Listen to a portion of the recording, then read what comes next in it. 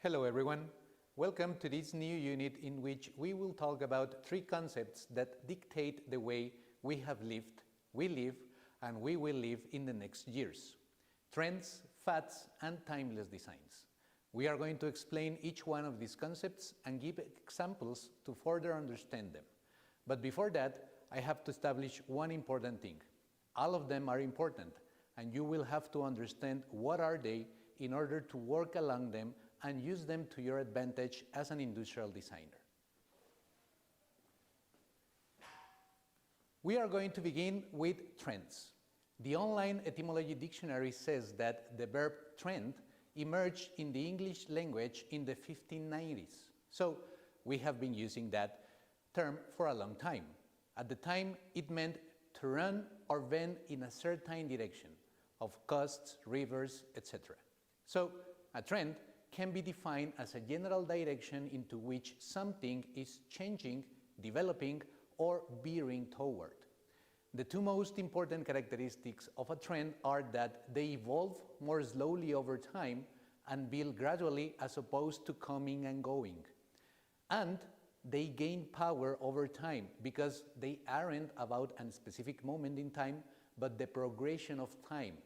Some examples of trends that have been evolving and getting stronger over time are gasoline vehicles, which appeared in the 19th century along steam-powered cars and electric cars.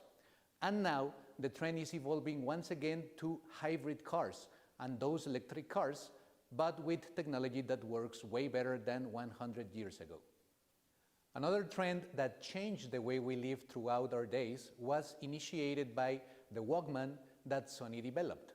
People like that so much that it continues to evolve to the Discman, then the iPod, then the iPhone, and now every music application like Spotify that most of us have on our phones. And the last example of this concept are social networks. Part of our daily life right now, they began in 1999 and have evolved and got stronger over time along people of many ages using Facebook, Instagram, Twitter, and any other social network that comes around.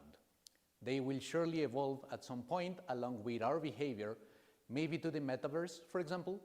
Now, fads. What is a fad? A fad is the opposite of a trend, but that doesn't mean they do not work. They only have a different objective. A fad is a style, activity, or interest that is very popular for a short period of time. Fads appear on the scene seemingly out of nowhere and take people by storm. So people embrace them and then move on to the next fad that comes on the scene. Examples of these are the hula hoop, pet rocks, those were a thing with a certificate and a care and training manual, Beanie Babies, and every social network challenge that comes around and everyone wants to be part of. And finally, timeless designs. Maybe the main objective of every designer to design something that will be considered a timeless design. A timeless design is that of a product that was designed a long time ago but is still being produced and sold today. But most importantly, the design of these products today is identical to the one they had when they were launched. These designs are mainly based in the principle of good design established by Dieter Rams that says good design is long-lasting. For example, the Kohinoor of 1888, the first pencils to be made with an hexagonal shape, a shape that stayed and we still use today. The Levi's 501 of the 90s, a pretty resistant pair of jeans. The Coca-Cola bottle of 1915, a bottle so representative that we know is a Coke just by seeing it. The Barcelona share of 1929, designed by Ludwig Mies van der Rohe and Lili Rich for the German pavilion at the International Exposition. The Mocha Express of 1933, a product that allowed people to make their own coffee at their homes pretty easily. The Monopoly of 1935, a board game completely based on the system we live in, the bad things actually, and that is why it was so successful and still is. The Aviators of 1936, now owned by Ray-Ban, these glasses hasn't changed their shape in almost 100 years.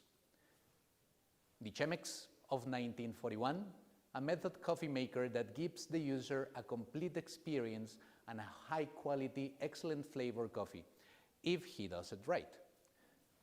The Big Crystal of 1950 may be one of the most representative timeless designs that exists, a pen that used the hexagonal shape of the pencils already in use and took advantage of the materials it uses.